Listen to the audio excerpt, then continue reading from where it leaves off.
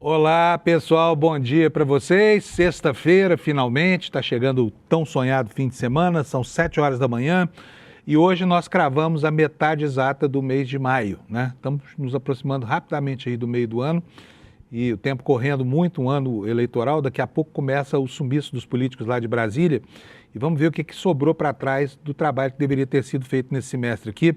E eu de cara já vou apontando aqui para você, um dos assuntos que vão ficar pendentes provavelmente será essa tal CPI do Banco Master, né, que agora tem todo o entusiasmo de uma extrema-direita que está na lama, está se regozijando na lama, enquanto o picadeiro deles pega fogo, né? Bom, a semana começou sob o impacto das denúncias incríveis do site, da revista The Intercept, e elas continuam sob o signo da confusão que se armou desde então, com uma extrema-direita desvirtuada ainda, sem saber o que fazer com esse espólio pesado do bolsonarismo, chamado Flávio Bolsonaro, né, que sustenta uma candidatura cuja consistência é absolutamente questionável. Afinal de contas, a todo momento surgem motivos aqui para a gente desconfiar dos métodos, né, que levam essa turma a permanecer delas. Uma das informações que incomodam nesse momento e que ainda não tem uma resposta é o que foi feito de cerca de 2 milhões de dólares que o Flávio Bolsonaro tomou do banqueiro corrupto e foram parar na mão do advogado Paulo Calixto, que é um advogado brasileiro que tem um escritório nos Estados Unidos, no Texas, e que representa ninguém menos do que Eduardo Bolsonaro, né?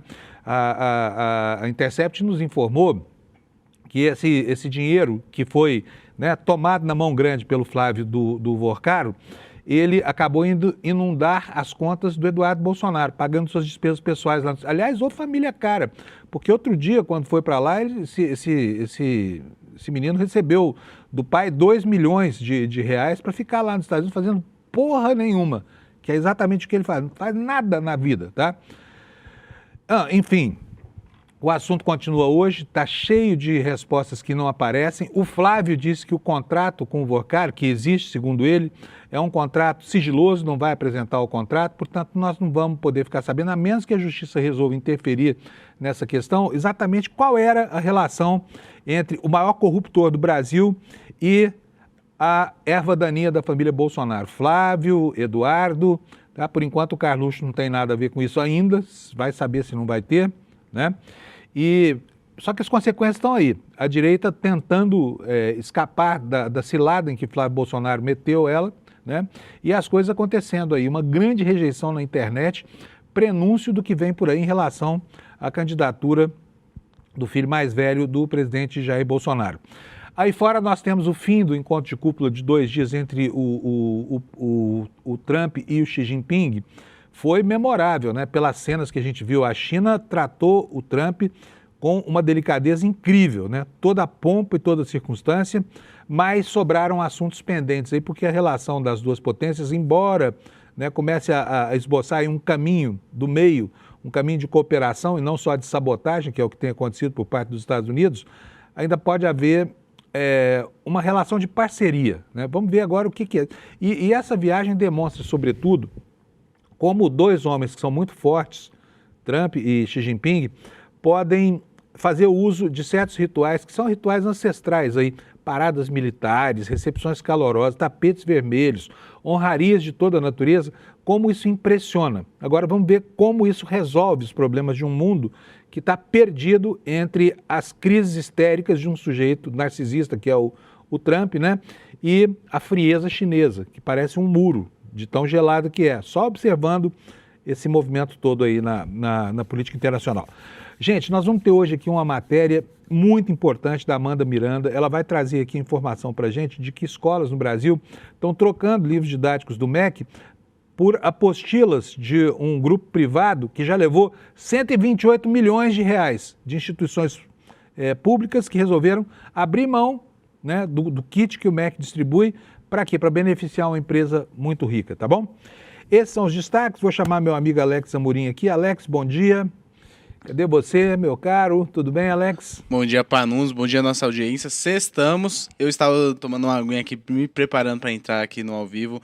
Deixa o dedo no like e segue aqui o canal. Vamos nessa, bom programa, Panunzio. Isso aí. Alex, vou aproveitar a sua honestidade futebolística aqui para falar um pouco do São Paulo. Eu não entendi nada, a gente pouco comentou aqui porque não deu tempo, mas o São Paulo demitiu o técnico que tinha acabado de contratar, não fazia nem 2 meses, né?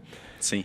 Me fala uma coisa, um técnico bom pode fazer milagre num time medíocre? Quer dizer, o time não precisa ter jogador, só precisa ter o técnico e está tudo certo, é isso? Porque me parece assim que os dirigentes do São Paulo pensam. O que te parece? Isso mesmo, Panuso. O que acontece é que o Dorival Júnior, após ser demitido ali do Corinthians, meio que ele ficou fora ali, ficou ali disponível no mercado. E o São Paulo tinha contratado o Roger Machado após mandar embora o outro treinador. E a torcida já tinha criticado muito ele. Então ele já veio com um clima muito instável ali no vestiário e tudo, a pressão da torcida. E tudo que ele fazia, a torcida achava meio que ruim. E o que acontece? O ápice foi que o São Paulo definiu a Copa do Brasil como principal torneio neste ano de 2026 por conta dos valores e pela crise financeira que está passando ali o tricolor paulista. Dessa forma, após a eliminação contra o Juventude, foi um dos argumentos que a diretoria teve para mandar embora o Roger Machado, que não estava com o elenco em mãos e os últimos resultados ali meio ruins para o time aqui de São Paulo. E com o Dorival Júnior ali disponível no mercado, eles foi uma oportunidade de mercado para contratar e repatriar o treinador que deu o primeiro título da Copa do Brasil ali para São Paulo também, Panuso. Contrata hoje para demitir amanhã? Não vejo muito sentido nisso, né? Isso mesmo. Estou perguntando isso para você porque minha neta São Paulina está amargurada com essa história, está dizendo o seguinte, vovô, mas não tem jeito, não tem técnico que dê jeito naquele time. Então Sim. É isso, né? Um time ruim, que é o que se pode dizer do São Paulo. Com a crise financeira. Se Deus em pessoa virasse treinador, não resolvia, né, Alex? Isso mesmo, lembrando que tá uma crise ali depois do impeachment do último presidente do São Paulo. Então, ali, além da crise financeira, também tem a crise desportiva e política ali do São Paulo, que eles têm que melhorar para voltar os tempos ali de muitos títulos e muitas alegrias para a torcida São Paulina, Panuso. Pois é. Bom, vamos lá para o Noticiário Factual. O que rola o que rolou ontem, o que vai ter hoje, sexta-feira, Alex? Perfeito. Então, ontem, Panuso, teve os últimos jogos ali da fase mata-mata da Copa do Brasil. O Chapecoense ganhou de 2-0 do Botafogo e eliminou o Botafogo. O Atlético Goianiense e o Atlético Paranaense ficou num empate 0-0, porém o Atlético Paranaense ganhou nos pênaltis de 4-1. O Grêmio ganhou de 3-0 do Confiança. O Coringão ganhou de 1-0 do Barra e se classificou para a próxima fase. O CRB empatou 0-0 com o Fortaleza e foi eliminado porque o Fortaleza ganhou na primeira partida de 2-1. E o grande resultado da noite foi os meus amigos, o Vitória da Bahia, ganhou de 2-0 do Flamengo. E o primeiro jogo, como foi 2-1 Flamengo, o Vitória eliminou o Flamengo. E hoje o dia está triste ali na Gávea, Panuso. Tá triste lá na Gávea? Isso, porque o Flamengo foi eliminado e eu estou muito feliz. Imaginei que você tinha, mas vocês têm uma conta pessoal para acertar com o Flamengo, que no ano passado ferrou o Palmeiras de tudo quanto foi jeito, né? Isso mesmo. Então, é natural, eu entendo a sua alegria. Bom, era isso por hoje, Alex? Só para não deixar passando, ontem teve um jogo no Paulistão feminino, Palmeiras e Santos, um clássico, ficaram no 0-0, então foi um ótimo jogo ali do Palmeiras, porém não conseguiu fazer o gol e ficou nesse empate. Bom programa, Panuso, boa sexta-feira. Não, mas peraí, não vai ainda não, eu preciso te mostrar uma coisa aqui, ó como é que estão escrevendo o nome do Uberlândia Esporte Clube lá no site de lá, quer ver? Vou colocar agora.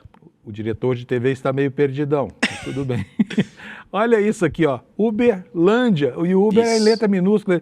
Agora eu fico me perguntando aqui, o que essa gente ganha, os jornalistas ganham, para fazer o merchandising do patrocinador do clube, do patrocinador do time? Fala aqui sério. Mesmo no ICL a gente não ganha nada, por isso que a gente chama de Lândia. E os times que tem alguma coisa a gente fala Bragantino e não fala a nomenclatura da marca ali que está favorecendo o time, né, Panuso? Aqui não vem que não tem. E nosso Lândia vai jogar segunda-feira, hein, Panuso? Vai jogar, né? Vai jogar contra o Betim. Tô vendo a tabela aqui. Estou ansioso. Vamos ver se não toma uma naba lá, porque tá indo bem, né? Eu estou falando que eu deixei o Mirassol e voltei para o Uberlândia, porque o Mirassol bastou ir para lá, começou a perder. Agora, como eu voltei para o Uberlândia, vamos ver se ele mantém essa trajetória de vitórias aí, né? Sim, tomara, e eu estou torcendo, sou torcedor também do Uberlândia, estou seguindo o clube na rede social, vamos nessa, Lândia, bom programa. O Lândia ganhou muitos torcedores, viu? Aumentou bem o elenco, eu e o Alex aqui, ó. Sim, vamos nessa, Linda. Vamos lá, então. Gente, vamos falar da meteorologia um pouquinho, rapidamente, porque hoje o programa está lotado de coisa aqui. Então, vou aqui. Primeiro, os avisos meteorológicos. A gente pode ver essa região aí em amarelo, é a região onde pode chover hoje no Brasil, tá?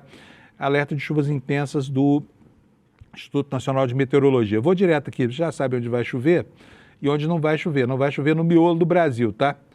Vai chover em toda a fronteira seca e menos na região, né, do metade do Nordeste para baixo. Vai fazer sol. Dia bonito, né, e seco. Vamos lá para a previsão das temperaturas nas capitais, para você saber o que está acontecendo aí na sua cidade ou pertinho dela. Vai ter sol no sul inteiro, menos no Paraná, né? Olha aqui, ó, no Rio Grande do Sul, o dia começou com 9 graus, temperatura vai a 18, em Santa Catarina vai a 19, só nas horas mais... Tá frio lá, hein? 19 graus nas horas mais quentes, em Curitiba, geladeira do Brasil, 17 graus Celsius de temperatura máxima, é um dia de ficar com um casaco no corpo. Aqui em São Paulo, a temperatura máxima também vai a 19 graus, gente, mas vai fazer frio, hein? Porque o dia levantou com 17 graus hoje, né? Mas tem essa frente fria entrando aí, ó. No Rio de Janeiro, muitas nuvens, 28 graus, não deve chover. Em Vitória também dia de sol e 32 graus de máxima. Em Belo Horizonte, 27. No Centro-Oeste, Goiânia vai ter 31 graus de máxima, Brasília 27, sem chuva. Campo Grande com chuva vai ter 25 durante a tarde, Cuiabá 34, Porto Velho 29 de máxima e Rio Branco também. Em Manaus chove, 32 graus de máxima, em Boa Vista também 32, Macapá 30 graus Celsius e Belém do Pará 33. Aí nós temos Palmas do Tocantins, 32 graus Celsius de temperatura máxima. Tem temperaturas assim, fora do sul e sudeste, todas acima de 30 graus. Vamos para o Nordeste agora. São Luís do Maranhão, chove 28 graus de máxima. Em Teresina, a máxima será de 31 com chuva. Em Fortaleza, todas as capitais aqui vão ter chuvinha hoje, tá, gente? Então, vou passar direto pela previsão de chuva e vou só nas temperaturas. Fortaleza, 30, Natal, 30 de máxima também. João Pessoa, 29, um grau mais fresquinho. Mesma temperatura em Recife, Maceió, 30 também. Aracaju, 29 e Salvador, 30 graus Celsius. Esse aqui é o tour do Desperta pela meteorologia das principais capitais brasileiras. Isto posto, vou mostrar para vocês agora as manchetes aqui na primeira página do site do ICL, no nosso portal, iclnoticias.com.br, tá? Olha, primeira manchete de todas, o Flavinho, aquele homem que foi tomar dinheiro do Vorcaro, né? Cobrador do banqueiro em crise, diz que tem um contrato, mas não mostra. Ah, não vou mostrar, tem sigilo contratual. O que será que diz esse contrato? Será que tem um contrato mesmo? Será que a criatividade dessa gente permitiria a eles inventar um contrato que não existe? Pode ser até que a Polícia Federal já tenha esse contrato, né? Porque tudo que circulou por meios eletrônicos está lá na mesa dos delegados da Polícia Federal que estão fazendo essa investigação, tá? O outro assunto são os infiltrados da Polícia Federal, né? A gente vê, e aqui, pessoal, aqui a gente nota a dimensão dessa quadrilha montada pelo Vorcaro. Ao mesmo tempo em que ela se revela poderosa, e a gente já conhece os operadores dele, né? Os operadores e os lobistas. Mas a gente vê o seguinte, o Vorcaro comprou a República de baseada. Ele levou todo mundo que ele quis. Estava todo mundo à venda no Brasil. Mulher de ministro, ministro do Supremo, ministro de Tribunal Superior, Polícia Federal infiltrada.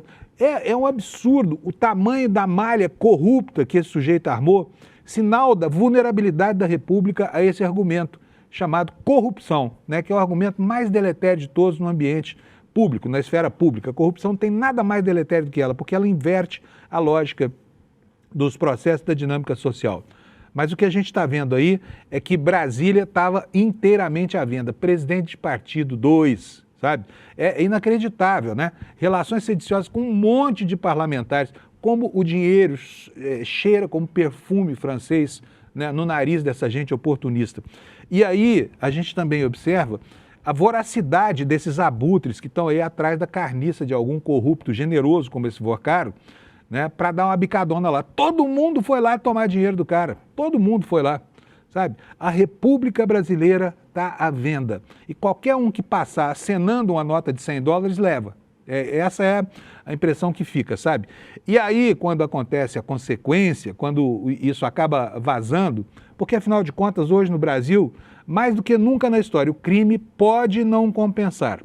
E aí, quando acontece isso, quando o crime passa a ser desvendado e fica visível aos olhos da sociedade, o que acontece? O que acontece? Arma-se um esquema institucional de proteção como esse que nós estamos vendo agora, sabe? Todo mundo falando em CPI do Banco Mar, tudo garganta para fora, tudo da boca para fora. Porque sabe que tem uma pessoa ali que está profundamente implicada potencialmente, que é o Davi Alcolumbre, que vai sentar em cima desse requerimento e não vai deixar passar. Por quê? Porque isso seria como se auto-imolar. É exatamente isso que está acontecendo, tá? Bom, vamos prosseguir aqui com a manchete da primeira página. O Renato Freitas sofrendo outra vez um processo de cassação lá na Assembleia Legislativa do Paraná. Olha, precisa tirar o Renato Freitas de lá. O pessoal aí do Paraná precisa mandar ele para Brasília, onde vai estar salvo da sanha desses reacionários da Assembleia Legislativa lá de Curitiba, né? Enfim, vamos falar um pouquinho sobre isso ao longo do programa com o Lula, que vai colocar para a gente o radar dessa história toda, tá bom? Aqui a chamada da matéria que a Amanda Miranda daqui a pouco vai antecipar para a gente aqui no Desperta em primeira mão, o levantamento que ela fez. 126 milhões escolas gastaram, governos que rejeitaram o kit do MEC, gastaram fazendo com que escolas adotassem apostilas de um mesmo grupo político, tá? 126 milhões de reais. É uma grana preta, tá bom? E lá no Rio Grande do Sul, olha aqui, ó, nesse destaque, escaramuças entre bolsonaristas e não bolsonaristas fazem com que, né, gestos indelicados como esse, de não permitir a fala da colega no plenário, acabem acontecendo. O Fábio Porchat está feliz da vida, porque a Assembleia do Rio de Janeiro aprovou numa das suas comissões um decreto de persona non grata contra ele. Eu também ficaria honrado, viu, Xará? Ficaria muito honrado, porque, olha, ser considerado persona non grata pelos políticos do Rio de Janeiro é uma glória que poucos terão. E o Fábio Porchat está prestes a conseguir, tá? Vai depender agora do plenário da Assembleia do Rio de Janeiro. Esse aqui eu já falei para vocês, é a apuração sobre se o dinheirão que o Flávio tomou do Vorcaro foi parar no bolso do irmão dele ou não, tá? Por quê? Passou o dinheiro, uma boa parte desse dinheiro passou pela conta do advogado do Eduardo Bolsonaro. Advogado, é engraçado, né?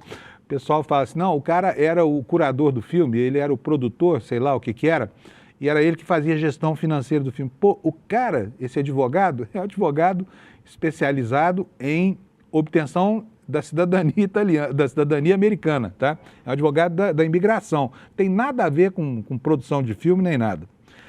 Olha, essa mania louca de colocar, de beber os produtos IP, passar no corpo, já pode ter feito uma primeira vítima, uma criança lá no Rio Grande do Norte, tá? Pra vocês verem onde chega a insensatez e a falta de discernimento desses bolsonaristas, né? Que são doidos da cabeça de ficar tomando um produto que, além de tóxico, ainda está contaminado por bactérias. Bom, é isso, pessoal. Esses são os destaques. Vou chamar o Kleber Lourenço, que está lá na nossa redação com os motores já plenamente aquecidos, né, Kleber? Bom dia, meu amigo, tudo bem? Bom dia, Panunzio. Bom dia, comunidade do ICL. Tudo ótimo. E você? Sexta-feira. Oh, finalmente. Chegou a sexta-feira, porque a semana foi dura, né, Kleber? Nossa, e ainda calma, sexta-feira, mas no Brasil não morremos de tédio, Panunzio. Temos PF na rua agora de manhã. Sério? Sério. E quem são os alvos dessa vez? Essa manchete, terceira vez essa semana, está virando arroz de festa essa notícia aqui no Desperta. Eu mandei no seu WhatsApp, mas só para a gente adiantando rapidinho para nossa audiência, é uma operação contra o ex-governador do Rio, Cláudio Castro, que agora tem pretensões eleitorais de disputar o Senado, depois de conseguir escapar de ter um mandato cassado naquele escândalo das eleições do ano passado, das eleições anteriores, onde ele fez um esquema de compra de votos. E a residência do ex-governador é alvo do mandado de busca e apreensão, junto com outros 15 mandatos dentro dessa operação, Panunzio. E, além disso, não há mais informações... Oi, Panunzio, pode falar? O Ibanez está nessa relação, não? Ou ainda não? Não. Nessa tá. operação de hoje, é só o Cláudio Castro e esses 16 mandatos de busca e apreensão até o momento em diferentes locais. Então, ainda são informações que vão ser reveladas pela Polícia Federal Quando as informações são mandadas de forma parcial, é porque ainda temos pontos de mandado de busca e apreensão em cumprimento. Então, a Polícia Federal ainda está colhendo informações ou ainda não chegou a esses locais e, por isso, as informações não foram completamente divulgadas, Panunzio. Então, pessoal, olha, toque na casa do ex-governador do Rio de Janeiro, entendeu? E, olha, eu acho que a notícia não é boa para ele, hein? Porque, afinal de contas, o Rio de Janeiro botou 1 bilhão de dinheiro da aposentadoria dos servidores públicos nessa espelunca do Vorcaro, né? Como dezenas de outros fundos de pensão e tudo mais. Enfim, Cláudio Castro, a sua batata assou o suficiente. Agora falta botar no forno, nesse mesmo forno, a do Ibanez Rocha, que continua intocável. Aliás, deixa eu te fazer uma pergunta, Kleber. Sim, você se lembra quando o PHC, que era o ex-presidente do Banco de Brasília, foi pego com a boca na botija, né, recebendo 146 milhões de reais em propina na forma de imóveis? E lá pelas tantas o agente do Vorcaro fala assim, não, eu posso marcar para a esposa e ver. Quem será que é a esposa? Será que é a esposa do presidente do BRB? Ou será que aquilo é um codinome? Olha, Panunzio, eu acho que você tem mais informações sobre isso do que eu, mas é algo relevante ali para as autoridades apurarem também. Afinal de contas, já se sabe que muitas das coisas que Daniel Vorcaro repassava eram feitas em códigos. Então, tínhamos ali o Fabiano Zettel, que era chamado de mineiro, ou de F, enfim, tínhamos várias nomenclaturas diferentes para que não entregasse direto ali as identidades de quem estava operando e envolvido no gigantesco esquema do Banco Master, né, Panunzio?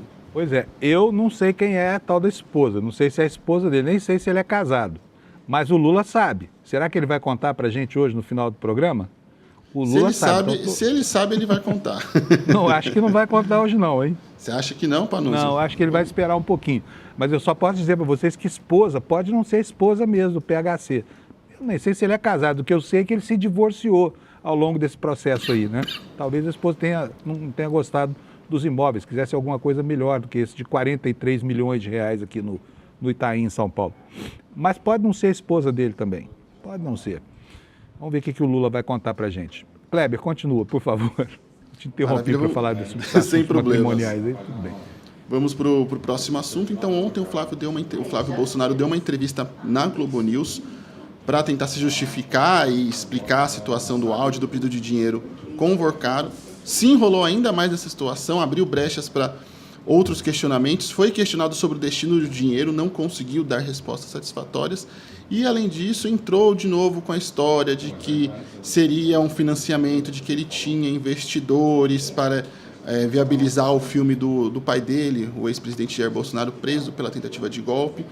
Só que as justificativas não param em pé, Panunzio. Eu estava dando uma olhadinha nos orçamentos e investimentos em filmes ao redor do mundo. O filme que mais arrecadou na história do cinema foi o Avatar 1. E ele teve um orçamento ali de quase 300 milhões e arrecadou quase 3 bilhões de dólares. Então, olha só o valor ali que foi arrecadado. E Flávio Bolsonaro estava pedindo mais de 130 milhões de reais para o filme do pai dele. Então, esse tipo de pedido de dinheiro, dados em caráter de investimento, mostra uma coisa no mínimo estranha, Panunzio, porque, por exemplo, um dos filmes nacionais agora que teve o maior arrecadação nas bilheterias brasileiras foi o Minha Mãe é uma Peça 3, que arrecadou um pouco mais de 140 milhões de reais e teve um orçamento de 8 milhões de reais. Então, se esse dinheiro foi dado a Flávio Bolsonaro a caráter de investimento, ele teria que ser retornado ao investidor, no caso Daniel Vorcaro. Qual a bilheteria que esse filme precisaria fazer e em quantas salas seriam exibidas para que ele conseguisse pagar esse investimento? Lembrando que, segundo o próprio Flávio, nessa entrevista, ele tem outros investidores, então ele não teria só que devolver o dinheiro de Daniel Vorcaro a fins de investimento, mas também de outras pessoas envolvidas, que deram dinheiro, que teriam participado dos apoios.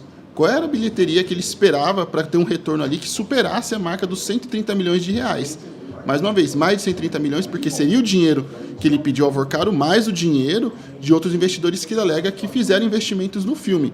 Então, qual era a bilheteria esperada? Que distribuição é essa? Essa conta também não fecha se a gente comparar com os números de bilheteria mundial e nacional, Panunzio.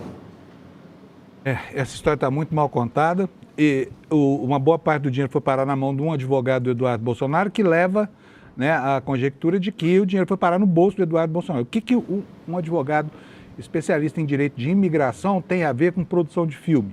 E por que o advogado do Eduardo Bolsonaro? O que ele tinha a ver com isso? Ninguém explicou ainda, tem muitas perguntas no ar aí, né, Kleber?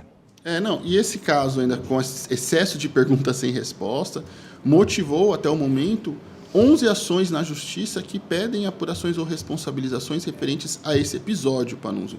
Nós temos ações desde pedido de prisão preventiva alegando risco de fuga do Flávio Bolsonaro, até mesmo pedidos de suspensão da distribuição e produção daquele filme, o Pangaré Obscuro, o Dark Horse, seja lá qual é o nome que vão dar aqui no Brasil para o filme, mas... Devia ser Paraguayan Horse. Olha, quanto ao nome eu vou até evitar ali entrar nisso, até porque é uma produção dos Patriotas, tem um nome em inglês, mas enfim, né? É muito bom, Black Horse. E aí, algumas das ações, por exemplo, falam sobre, por exemplo, uma que foi protocolada ontem pelas lideranças da Federação PT, PCdoB e PV, que acusa o filme de ser um suposto esquema de lavagem de dinheiro e Caixa 2, além de desvio de emendas e articulação internacional, para que pudesse abastecer a campanha do Flávio Bolsonaro através de recursos que não seriam declarados à Justiça Eleitoral.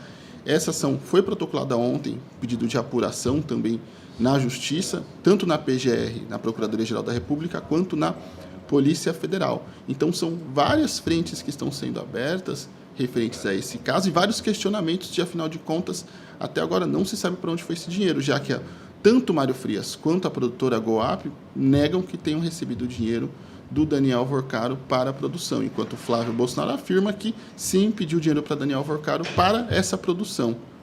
Então, essa série de questionamentos motiva por causa dessas dúvidas. Ontem o Mário Frias suavizou um pouco a denúncia que ele vinha fazer. Aliás, eu até nem entendi por que houve aquele chute no traseiro do Flávio Bolsonaro, mas eles admitiram que receberam um contrato da Entre, né, que é a empresa intermediadora. É tanto intermediário aí que realmente o cara pode até ficar confuso. Agora, confundir com 60 e tantos milhões, falar, não tivemos relação nenhuma. Não, tivemos uma relaçãozinha com uma empresa chamada Entre aqui. É demais de cara de pau achar que o brasileiro não vai fazer as perguntas mais óbvias e evidentes sobre essa situação, né, Kleber? Exatamente. Ô, Kleber, e o governo, hein? Como é que tem reagido o governo a essa coisa toda? Como é que está capitalizando com essa crise aí aberta com a derrocada da candidatura do Eduardo? Olha, os ataques e até mesmo a celebração dessa confusão toda ficará a cargo dos parlamentares e também do Partido dos Trabalhadores e dos partidos da base aliada. O governo, através de seus ministros e principalmente através da figura do presidente Lula, vão evitar ao máximo se envolver nesse caso, até para evitar acusações de que Lula estaria aparelhando as instituições, de que ele estaria ali colocando a Polícia Federal contra os seus adversários. Então, o governo tem uma postura de cautela nesse caso e vai terceirizar os ataques ali e as críticas ao episódio. Muito bom. Kleber, muito obrigado. Até segunda-feira, né? Nós vamos estar aqui às 7 horas da manhã. E se acontecer qualquer coisa nessa operação, volta que nós estamos aqui para botar a informação no ar, tá bom? Maravilha, Panunzio. Só para nossa audiência, também tem lá no site 2 matérias importantes. Eu fiz uma entrevista com o deputado estadual Renato Freitas, que é alvo de mais um processo de cassação no Conselho de Ética. Até você comentou na entrada, a entrevista bem completa, bacana, recomendo para a nossa audiência. E uma apuração que eu fiz ontem sobre aquela operação da Compliance Zero que prendeu o Daniel Vorcaro. A Polícia Federal, dos motivos da operação de ontem que prendeu o pai de Daniel Vorcaro, era suspeitas de que durante um encontro que ele teria, uma visita que ele teria com o Daniel Vorcaro ontem mesmo, ele passaria informações privilegiadas sobre as investigações do caso Master. Na decisão de ontem, há vários indícios dessa preocupação de vazamento de informações de pessoas que já estavam presas recebendo informações das investigações do caso Master. Então, coloquei também lá no site iclnoticias.com.br essa outra apuração de bastidor para a nossa audiência acompanhar também, Panunzio. Maravilha, Kleber. Um abração para você, bom fim de semana e até segunda. Até segunda. Tchau, tchau. Tchau, tchau. Pessoal, olha, eu estou atrasado aqui com o roteiro. Eu já vou chamar logo a Amanda. Ô, Alex, a Amanda tá ok aí para entrar já? Ela já vem aqui. A Amanda está trazendo uma matéria hoje aqui no site do ICL, que é uma matéria muito, muito importante, tá? Aliás, aqui eu estou abrindo a primeira página aqui, já subiu a matéria do Cláudio Castro. Ó. Essa aqui é agora o lead do nosso site, tá bom? Cláudio, quero ver o nome do Ibanez aqui um dia desse na matéria, tá? Olha, a Amanda descobriu que os municípios estão trocando material didático gratuito oferecido pelo MEC por apostilas de uma empresa de educação, né, e já gastaram 126 milhões de reais nessas apostilas. Vamos saber dela o que é isso? Amanda, bom dia. Cadê você, Amanda? Bom dia, dona Amanda. Tudo bem? Bom dia.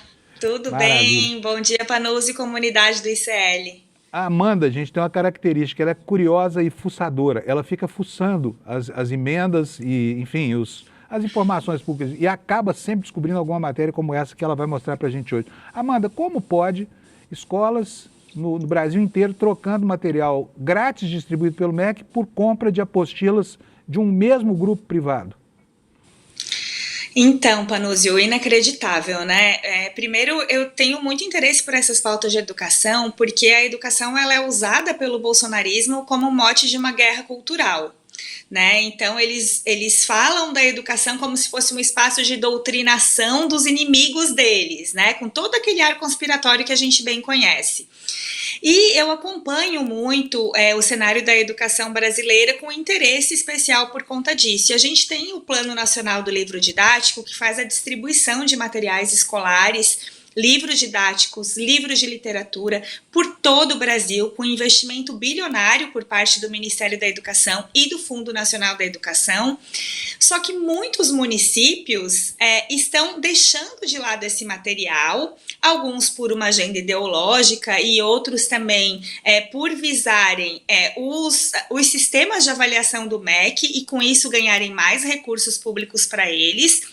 E estão substituindo esse material que é tão bem discutido, delineado, formulado por especialistas da área, por materiais de empresas privadas. E na pesquisa que eu fiz no projeto Sherlock, que eu sei que a sua audiência talvez já conheça, né, porque é um projeto da sua autoria, muito bom, por sinal, eu fiz um levantamento dos contratos de prefeituras municipais com uma rede, né, com um grupo educacional que tem um braço tecnológico que tem capital aberto na Bolsa de Valores, que é o Grupo Positivo do Paraná, né, ele está concentrado em Curitiba, mas se espalha por todo o Brasil, e esse grupo ele tem centenas de contratos, e no levantamento que a gente fez para essa reportagem, a gente identificou um total de 126 milhões em contratos com prefeituras. O maior desses contratos, coincidência ou não, é aqui em Santa Catarina, um contrato de 8 milhões com a Prefeitura de Itajaí, e a gente conversa com especialistas para tentar entender por que essa prática está tão recorrente. Esse grupo ele avançou de 2023 para 2026, ele praticamente dobrou o volume de contratos em termos de valores, né, não em termos de números de cidades.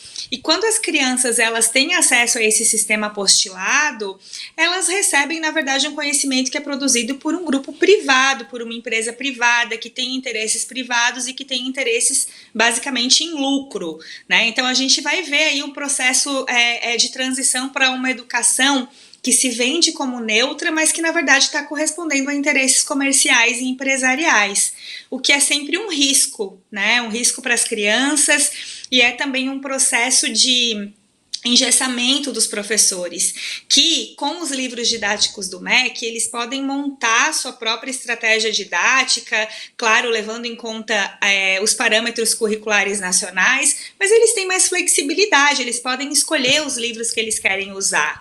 E quando a gente vê esse sistema apostilado, a gente vê uma educação engessada, o professor tem que seguir a lógica daquilo que a empresa contratada determina, né? É uma espécie de privatização, é um modelo de privatização da educação pública que coloca aí a nossa educação básica em risco e que tem que ser levada com muita atenção por parte das autoridades, do parlamento e das políticas públicas também do nosso país. Amanda, nessa sua pesquisa, você identificou algum perfil ideológico possível de captar nessa situação ou não?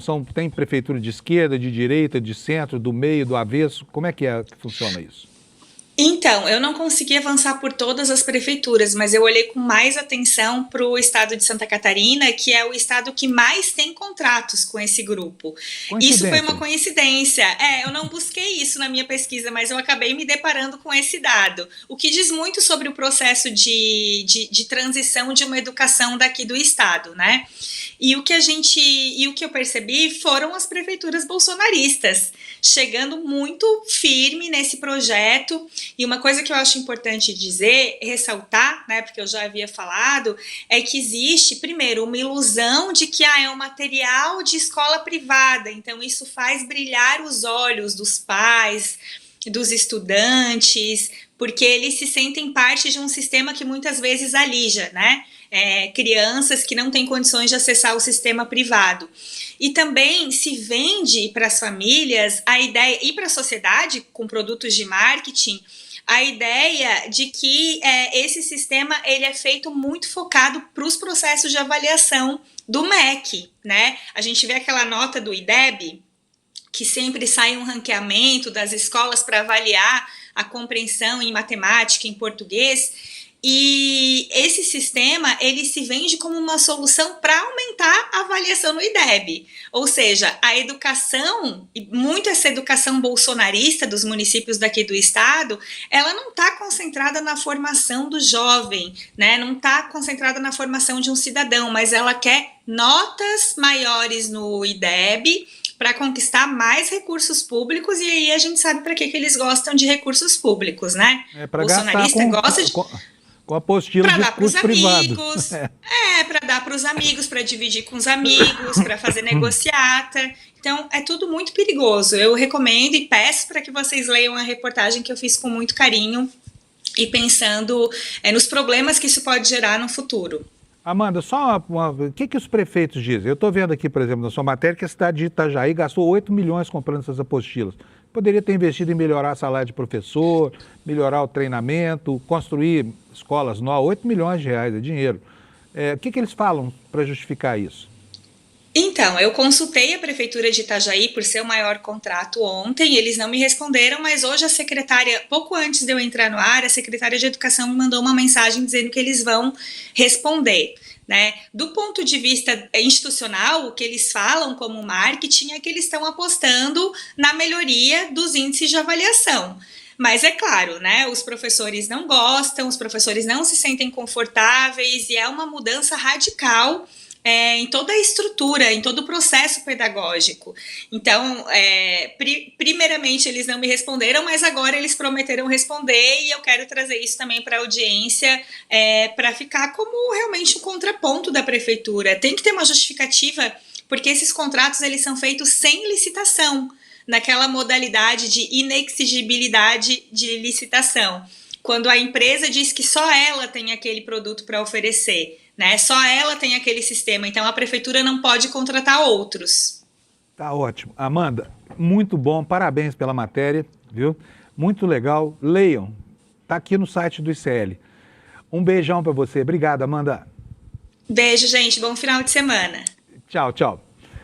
Tchau. Vou, pessoal, eu poderia ter dado mais tempo para a Amanda, mas eu não tenho esse tempo hoje, infelizmente, porque o programa está todo atrasado e eu preciso botar o Lula aqui. Alex, o Lula está ok? Se tiver, já bota o Lula na tela aqui, porque nós temos tanta coisa para falar com ele. O Lula já vai entrar. Apareceu! Lula, desculpa o atraso hoje, mas hoje tudo que tinha que dar errado na técnica aqui deu. Bom dia para você, tudo bem? Tranquilíssimo. Tudo bem? Como é que vai, Fábio? Quem nos ouve, quem nos assiste? Tudo bem. Lula, deixa eu te falar um negócio. Está enrolado cada vez que passa mais esse troço da relação de bolsonarismo com o Vorcaro, né? A história de onde foi parar o dinheiro do filme, por exemplo, é outra novela, né?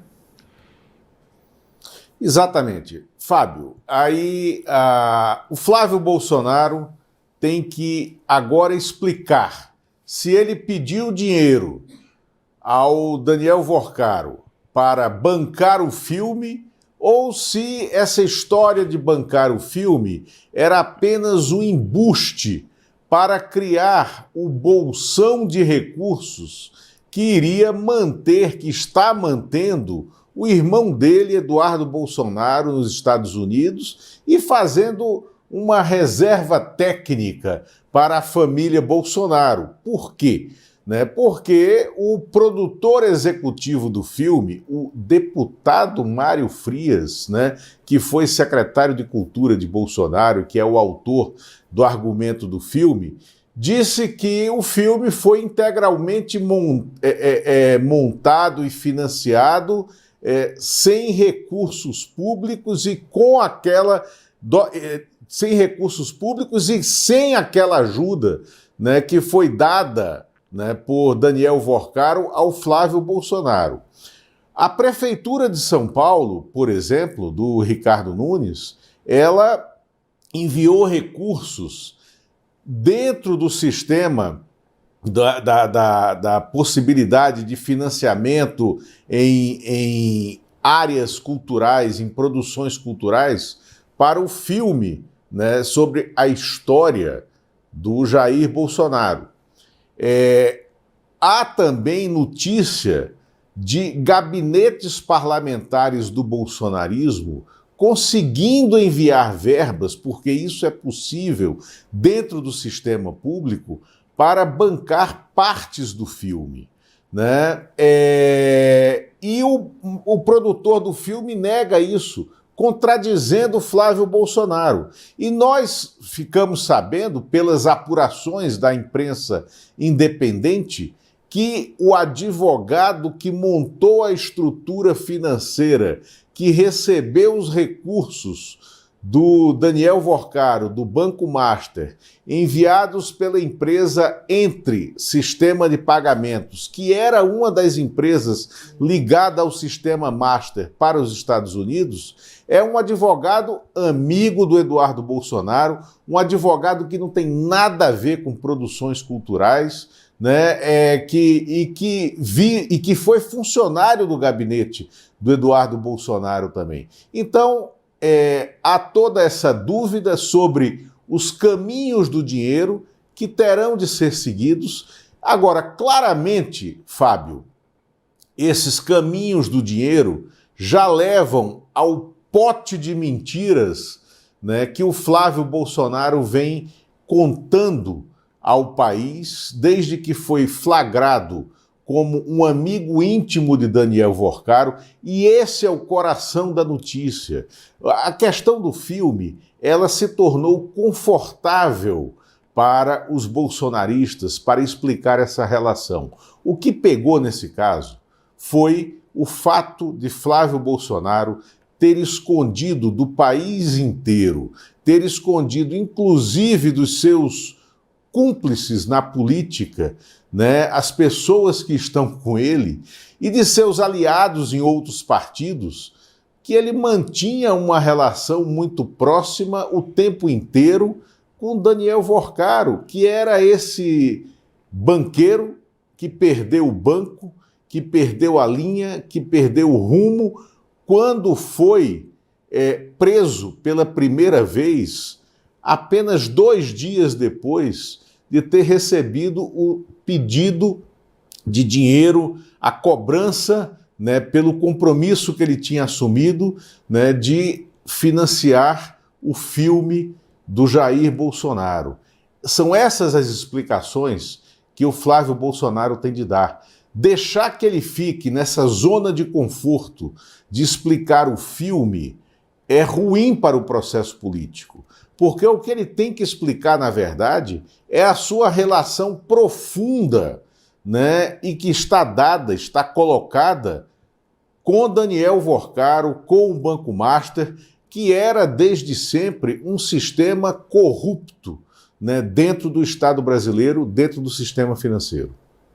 Ô Lula, eu queria mostrar aqui para vocês como é que se dá essa relação. Eu vou gastar um minutinho aqui. A história toda é a seguinte, olha só, o filme é dirigido, é coordenado, assim, por uma pessoa chamada Carina Ferreira da Gama. Alex, põe para nós aqui, por favor, essa imagem aqui. Quem é a Carina Ferreira da Gama? Ela é seria uma espécie de produtora executiva e ela também dirige essa entidade que aparece aqui embaixo, olha, Instituto Conhecer Brasil, uma ONG, tá bom?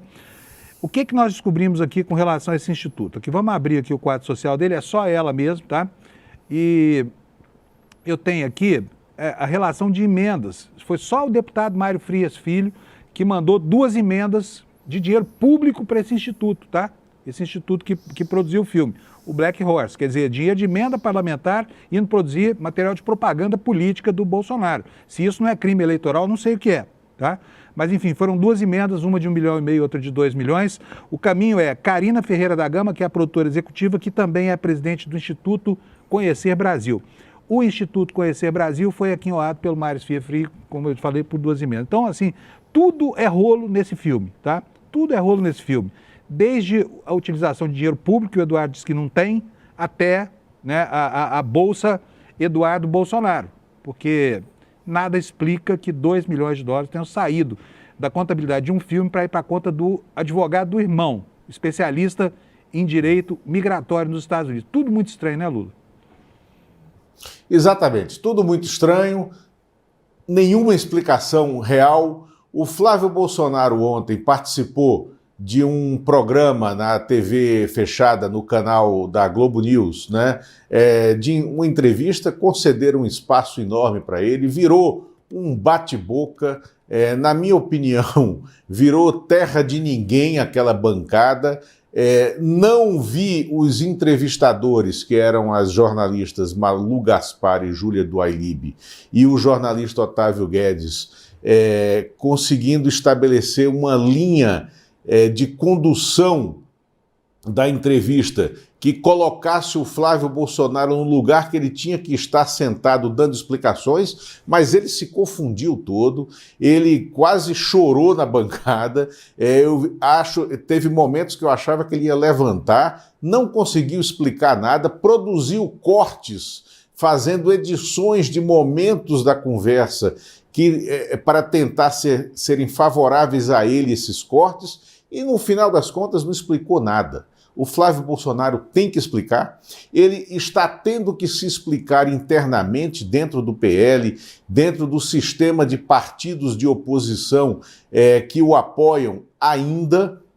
A candidatura dele está sob risco total dentro do PL. A ala do PL, liderada pela Michele Bolsonaro, madrasta dele, e pelo Valdemar da Costa Neto, reservadamente, já começa a ganhar ousadia de promover conversas em paralelo aqui em Brasília, em Goiânia, com as possibilidades de cenário. Troca de candidatura, né, pelo nome da Michele, que é o único que realmente existe sendo colocado dentro do PL nesse momento. Possibilidade de apoiar uma outra candidatura fora do PL, que poderia ser dando a vice para o Ronaldo Caiado, que quer Michele Bolsonaro como sua vice, ou até a criação de uma chapa 100% feminina, tendo ou Michele Bolsonaro ou a senadora Tereza Cristina, do PP do Mato Grosso do Sul, ex-ministra da Agricultura, né, na cabeça, ou vice-versa. Tereza Cristina na cabeça e Michele como vice, ou Michele como vice e Tereza Cristina na cabeça. Nesse momento, nesta sexta-feira, né, é o que está em negociação, em curso, aqui em Brasília, nos bastidores, dentro das negociações, dos porões da extrema-direita brasileira. Flávio Bolsonaro não permite que essas conversas sigam na frente dele, mas elas estão tendo curso nas costas e silenciosamente por trás do Flávio Bolsonaro para solapá-lo. Agora, Lula, você sabe que tem um negócio que me chama bastante atenção e eu acho bem interessante, porque tem gente que olha o fotograma da política, que é o dia de hoje, e acha que aquilo representa o quadro todo, representa o filme todo. Para mim, aqui, política é como aqueles jogos de tabuleiro, em que você, de repente, cai numa casa e fala assim, seu cavalo tropeçou num buraco de tatu, volte 10 casas. Que foi exatamente o que aconteceu na campanha do Eduardo. O fato é o seguinte, está certo o Magalhães Pinto com aquela observação, a política você olha, está de um jeito, você olha de novo, está de outro jeito, né? Ninguém sabe como o jogo vai terminar. Agora eu quero saber a sua opinião. Entre Michele Bolsonaro e Ronaldo Caiado, quem é que você acha que traz mais risco para a candidatura do Lula? Eu acho que a Michele Bolsonaro traz mais riscos, né? Acho que essas alianças podem ser fortes. Agora, eu acho que a possibilidade de haver uma chapa 100% feminina da oposição, ela não cria uma zona de conforto para a candidatura à reeleição do presidente Lula. São só especulações, são só cenários, mas todo cenário que está sendo colocado agora pela extrema-direita é para criar dificuldades, óbvio, né, para o outro lado, que é o lado do candidato à reeleição, o presidente Lula. Né? Agora, há pesquisas na rua, há campos em aberto, né? O presidente Lula vem se recuperando nas intenções de voto, muito em razão dessas confusões da extrema-direita, mas também em razão do desempenho dele à frente do mandato e há um bafo, né, de aceitação e de admiração pelo que foi conseguido na semana passada, naquela ida relâmpago e muito bem sucedida aos Estados Unidos, quando o presidente Lula colocou o Donald Trump dentro do esquadro, né, que ele queria. E isso, no campo da política internacional, vinha sendo muito raro, né, Fábio? Vinha sendo muito raro, sim. Ô Lula, agora, quer dizer, o jogo está zerado a partir dessa história, né? Eu acho muito difícil uma análise responsável que não considere a fluidez desse cenário. O cenário está líquido, ninguém sabe exatamente onde que vai colocar os pés, quem serão os candidatos, essa coisa toda. E, enfim, nós temos um processo já em curso, né? Então, tentar fazer uma aposta hoje em resultado de eleição é algo mesmo para um oráculo de Delfos, talvez, né, Lula? Não dá para saber, né? Oráculo de Delfos, Mãe de Iná, Cacique Cobra Coral, Cartomante, né? E, de fato, é um cenário líquido, porque eleição é assim, eleição no Brasil é assim.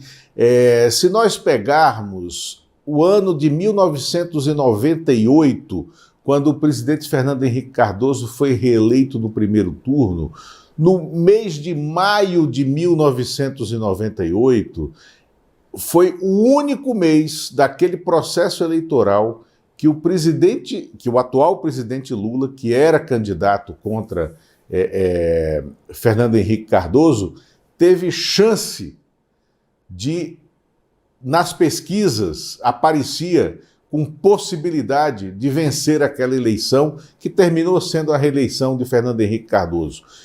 Eu não sei porquê, Fábio, mas na história da política brasileira, o mês de maio, que antecede muito o processo eleitoral e as urnas de outubro, né, ele é sempre o mês onde surgem as maiores dúvidas nas cenas eleitorais, historicamente, em todas as disputas presidenciais de 1994 para cá. Com uma questão. Em 94, em maio, né, o presidente Lula ainda tinha a possibilidade de ser eleito presidente da República, estava disparado na frente de Fernando Henrique Cardoso, que ganhou no primeiro turno. Estou falando da eleição do Real. E,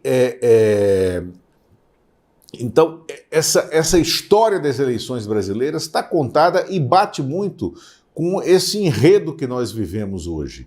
E como você falou aí, o cenário é líquido. No domingo passado, num almoço social aqui em Brasília, eu falava numa mesa de pessoas que eram nem bolsonaristas, nem lulistas, e que não sabiam como votariam, tal, mas estavam certos, né, da figura, da consolidação do Flávio Bolsonaro. Aí a frase que eu disse, sem saber de nada do que ocorreria ao longo dessa semana, foi: minha gente, é muito diferente de 2018. Né? O que Flávio Bolsonaro precisa torcer é para que a imprensa não cumpra o seu papel em 2026 como não cumpriu em 2018. Porque se a imprensa expuser o Flávio Bolsonaro, ele vai derreter no cenário. Mas foi exatamente isso que aconteceu nessa semana. Essa conversa ocorreu no domingo passado, Fábio. Então, essa é a história das campanhas brasileiras. Vou pedir para o Alex colocar no ar um elemento que está faltando aqui nessa sua participação de hoje. Vai lá, Alex.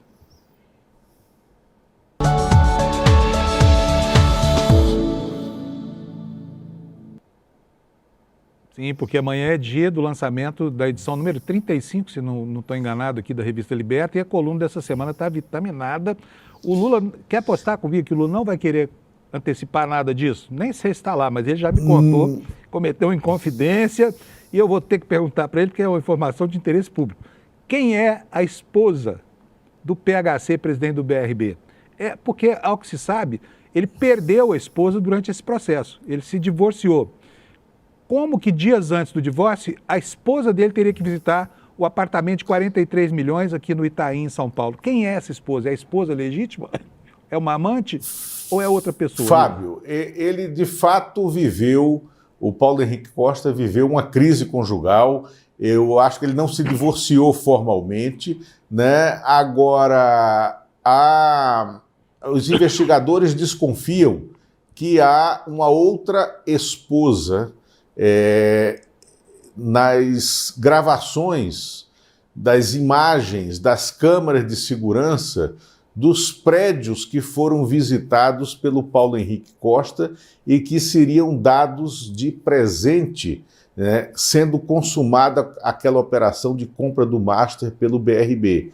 E é essa dúvida que a reserva exclusiva trará, né, entre outras notas de reportagens, né, para os leitores da Revista Liberta. A partir de amanhã, vale conferir, a Revista Liberta vai ao ar a partir das 5 horas da manhã no nosso site da revista e do ICL.